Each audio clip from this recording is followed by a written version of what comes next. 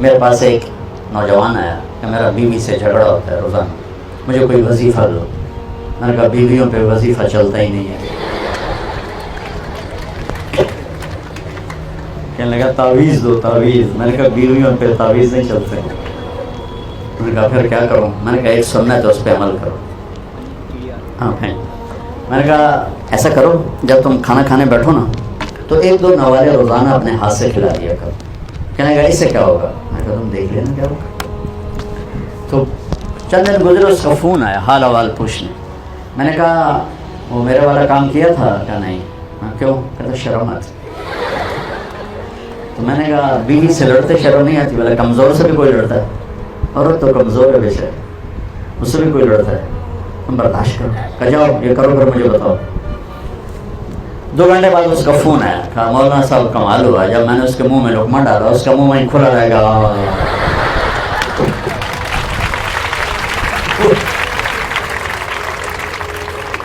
وہ کہنے لگی تو خود تو یہ کر نہیں سکتا، تو مجھے بتا تمہیں کس نے پٹی پڑھائی؟ کہنے لگا مجھے مولوی طارق جمیل نے پٹی پڑھائی۔ اور اس نے ایسے جھولی اٹھا لی، جھولی ویسے تمہارے لیے دعا کرنے لگی۔ جتنے رشتے ہیں سب اس زبان کے میٹھے بول سے آباد ہوتے۔ میرا راجپوت فیملی سے تعلق ہے، ہماری ایک شاخ ہے رنگڑ، بڑے اکھڑ ہوتے ہیں، بہت ہی اکھڑ۔ تو میں نے ایک دوست کو فون کیا تو وہ گھر پہ تھے نہیں، تو ان کی بیگم نے کہا ہے نہیں۔ میں نے کہا بتا دینا میں نے فون کیا۔ تو بعد میں وہ مجھے کہنے لگے کہ مولانا صاحب بڑا لطیفہ ہو۔ میں نے کہا کیا ہوا؟ میں نے کہا جب میں گھر آیا تو میری بیگم نے کہا وہ تھارے مولوی کا فون آیا تھا۔ میں نے کہا کون سا مولوی؟ کہ وہی جس نے تمہیں رنگڑ سے انسان بنا دیا۔ کہنے لگا کیا کہہ رہی ہے؟ کہ ٹھیک کہہ رہی۔ میں نے کہا میں پہلے انسان نہیں تھا؟ کہنے لگی نہیں۔ میں نے کہا کیوں؟ کہ بتا ہماری شادی کو کتنے سال ہو گئے؟ تو میں نے کہا 27 سال۔ کا قسم کھا 27 سال میں ایک دفعہ ہنس کے بولا ہے میرے ساتھ؟ 27 سال ایک دفعہ ہنس کے بولے ہو؟ تو کہا میں سر کو جانے لگا کہ نہیں کوئی نہیں بولوں۔ کہ اس کے بعد تو تم نے بولنا شروع کیا، میٹھا بولنا شروع کیا۔ ایک اور اس سے بھی مزیدار لطیفہ ہے، ہماری جماعت چلتی تھی تو میں معاشرت کو میں بہت کھولتا ہوں۔ تو ہمارے ساتھ ایک دوست تھے، فوت ہو گئے، ان کا نوکر ڈرائیور ساتھ ہوتا تھا، وہ 60+ ہوگا۔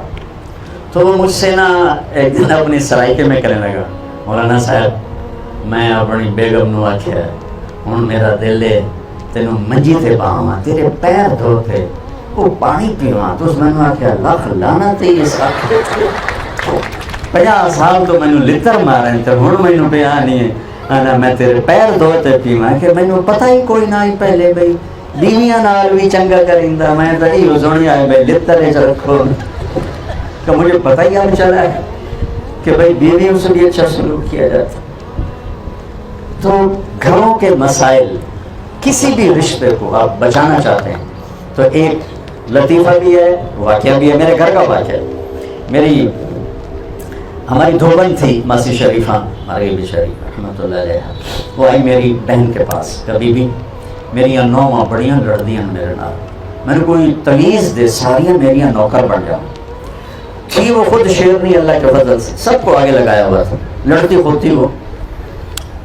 تو میری بہن کو تو پتا تھا کہ مسئلہ تھا ماسی شریفہ ہے، نوواں تھا کوئی نہیں، تو اس نے ایک تعویذ لکھا، پھر اس کو رول کیا کہ ماسی شریفہ ہے تعویذ بڑا زبردست ہے، بڑا خطرناک بھی ہے۔ جس نے لڑائی شروع ہوئے تو ایتھے رکھ کے چک مارا،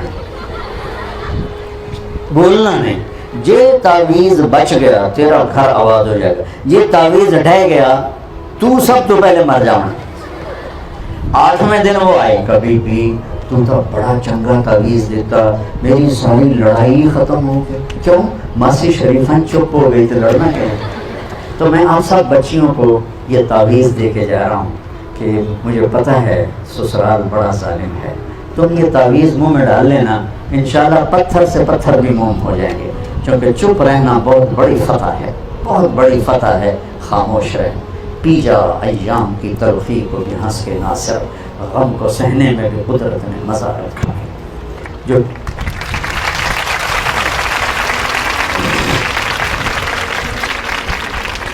پھر والدین کا رشتہ ہے، تو میرے نبی نے فرمایا، میرے نبی قاب قوسین، میرے نبی جنت کی چابی ہاتھ میں، میرا نبی اللہ کا جھنڈا ہاتھ میں، میرے نبی اولین و آخرین کے سردار، میرے نبی حبیب اللہ، کسی نبی کا نسب آدم تک محفوظ نہیں، میرا نبی محمد بن عبداللہ بن عبد المطلب بن ہاشم بن عبد مناف بن قصی بن کلاب بن مرہ بن کعب بن لبی بن غالب بن فہر بن مالک بن نضر بن کنانہ بن خزیمہ بن مدرکہ بن الیاس بن مدر بن نزار بن معد بن عدنان بن اور بن حمیصہ بن سلامان بن عوس بن بوز بن قموال بن ابی بن عوام بن ناشد بن حذا بن بلداس بن یدلاف بن طابق بن جاحم بن ناحش بن ماقی بن عیفی بن عبقر بن عبید بن الدعاء بن حمدان بن سنبر بن یثربی بن یحزن بن یلحن بن ارعوى بن عزی بن زیشان بن عیسى بن اقناب بن ایہام بن مقصر بن ناحر بن زهر بن سمی بن مزی بن عبد بن عرام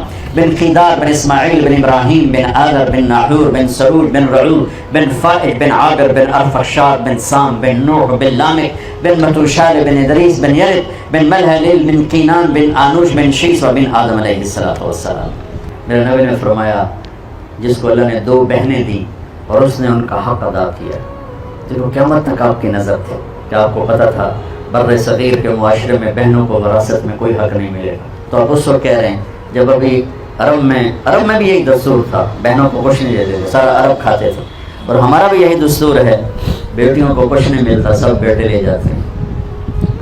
اور والدین جان بوجھ کے اولاد اپنے بچوں کے نام کراتے ہیں، بچیوں کے نام نہیں کراتے، جائیداد تقسیم ہو جائے، جائیداد تقسیم ہو جائے، جائیداد کو خدا بنایا ہوا ہے۔